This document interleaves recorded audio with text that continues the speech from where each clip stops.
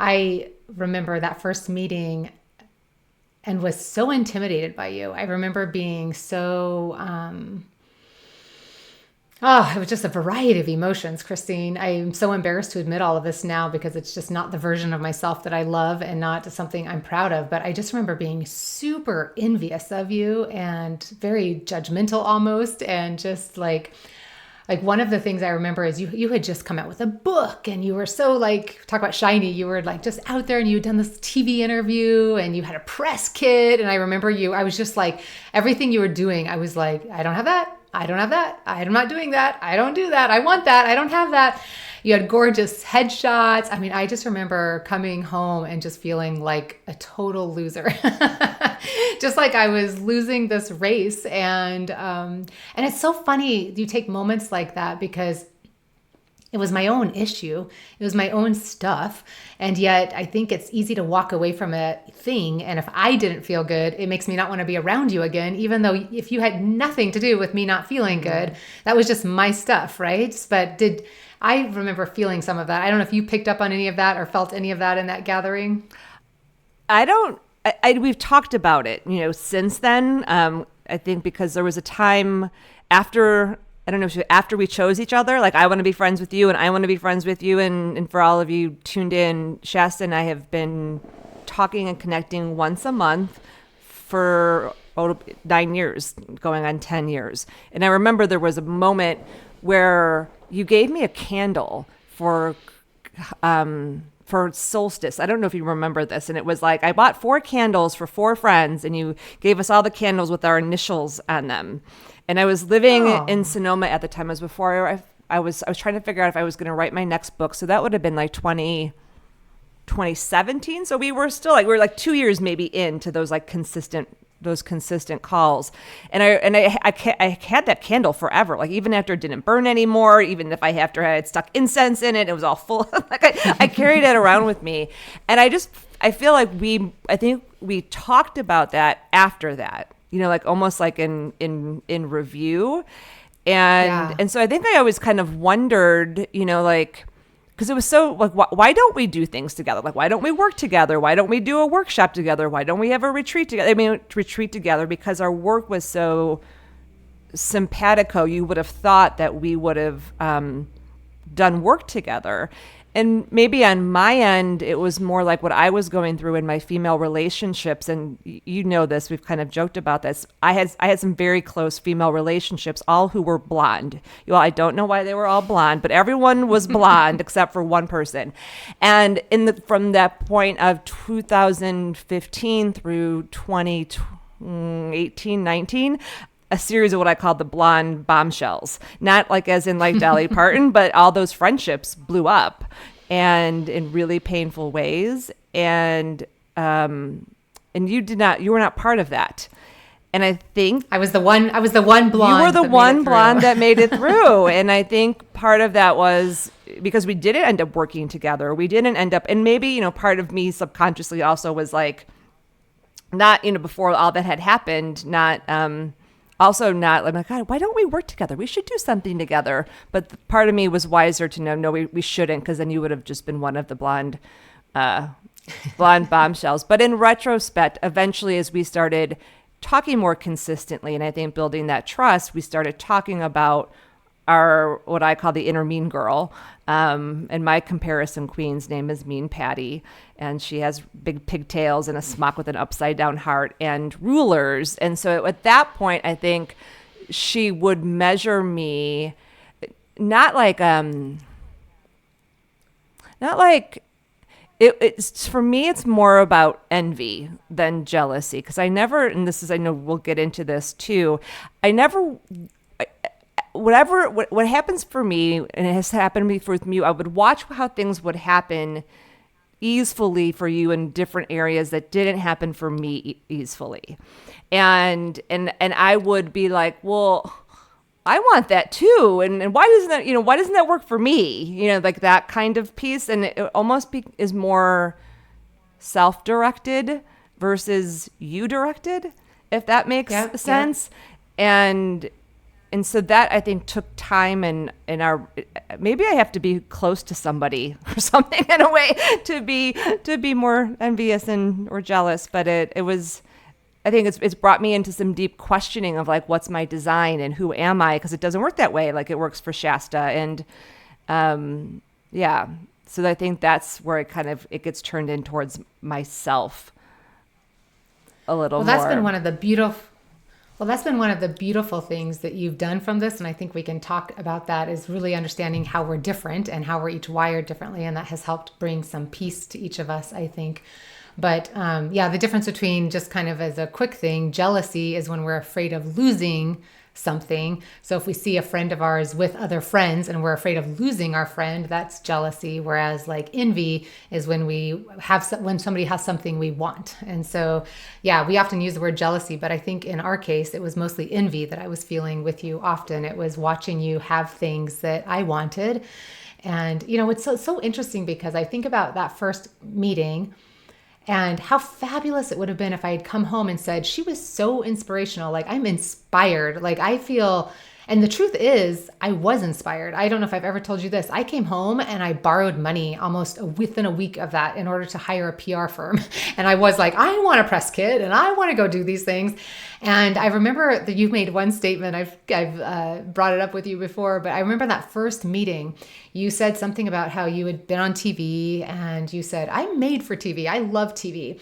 And you just said it with such a casualness. And I remember judging you, like, who says that? Who says they're made for TV? And yet deep inside, I believed the same thing. Deep inside, I was like, I want to be on TV. I love TV. And yet, rather than, I think those are just such interesting examples. Like, rather than me being like inspired, I was just in judgment. I was in judgment of you for having things, and I was in judgment of me for not being good enough and having those things. And the truth of the matter is, you did inspire me. It did catapult me into things. It did show me a direction I could go. It did help me realize that we're allowed to say that we're good at things and that we want things, that you like modeled to me. We don't have to act fake humility and be like, oh no, TV's fine. But like, you modeled to me that we could be people who just name this stuff. But yeah, I'm not proud of how I ended up feeling about that. So it's kind of a minor miracle to me that we did end up becoming friends, and it wasn't a fast thing, because that's my thing. Like, I don't want to go hang out with somebody that I feel bad about. And yet you were so inspiring that we did kind of keep each other on our radars. And I think we had a conversation or two, and then I ended up inviting you into a networking type of a group, a mastermind group that I was a part of that met every month. And we did that for about a year. And then you ended up kind of starting and gathering a few of us up to what we called the Rebel Queens. And we were a group that met every single week to support each other. That really was bonding. We suddenly are in each other's lives, supporting each other in the area that would be so easy to feel competitive around. And then, yeah, when that ended, we ended up just going one-on-one and really building our friendship up and our support of each other. And a lot of our work, interestingly enough, Christine, has been around our work. It's the area where we might feel the most like we have the most in common, which is such a gift, but it also might be the area that kind of pokes each of us a little bit differently. I'm curious for you, what's been the hardest part? Like, when has there been a season or a certain subject matter or anything where you have felt like most triggered by either comparing or competing or feeling envious, like where that has shown up for you in our friendship? I don't know about the most, but I can tell you the most recent. So Shasta and I, we Marco Polo together, which is super fun. And I think for me, with you specifically, because it's different with different friends. There is another blonde that also made it through. I scrape up her cheek. And we do love blondes, Christine. I do love blondes. I don't know why they were all blondes. I have nothing against blondes.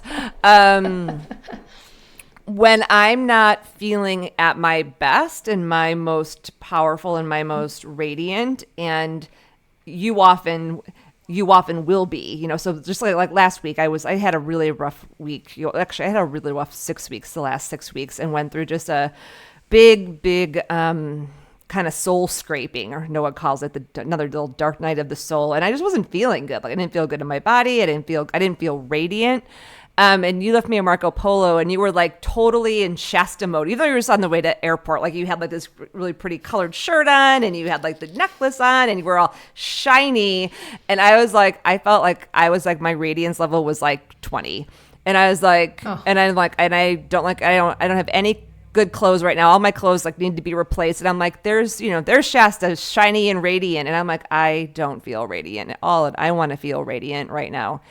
And so again, it was still more about me than about you. So it's like, that's how it works for me. I don't know if it's, we have different Enneagram types. So there is that. But do you think that's always true? Do you think in all cases when we are envious of somebody that it's mostly about us and not the other person? I think when it's envy, it is. But I think when it's jealousy, that's for me is a little, like, I hold those a little bit differently. Like, because when my first book came out, I really kind of dove into envy and jealousy, because at the same time my book came out, Liz Gilbert's Eat, Pray, Love came out. And my book was also about relationships. And everyone's like, Liz Gilbert, Eat, Pray, Love. And everyone's like, who's Christina Rilo? I remember, like, am I feeling jealous or am I feeling envious? And I feel like jealousy is outward. It's almost like I want what they have and I don't want them to have it. And they don't deserve to have it. They don't deserve it, either. And I've certainly had people in my life that I didn't think deserved what the fame, the recognition that they have, but I don't feel jealous of them. I just was like, it's a whole other, I feel judgmental. But envy for me is, I see something in them or something in you that I want within me, and either I'm not feeling it or I'm not experiencing it in the moment, and I don't feel like I can have it, almost like it's unattainable for me. So like in this moment, because I was in my own internal just a deep struggle around not feeling like I was myself, and that it was like seeing that in you, and I wasn't feeling in that moment I could attain that. And so with you, it's always like that. And it's really interesting because on the flip of that, so you all, where we started at was Shasta being envious of me for being on TV and having a publicist and all of that. And then I didn't know that you went home and you did that and got the publicist. I did not know that. I would have known that now, but of course you wouldn't have shared that with me back then. But that's the flip side is, I had a very short-lived TV career. And I actually, after I wrote my first book, was like, this TV thing just really isn't for me. And I wasn't feeling very rewarding. And my media has like gone, it's like, I don't even have a media page on my page anymore. Shasta's, been Wall Street Journal and here and there, and everyone people just call you. They just call you. Like, that's how it works for you.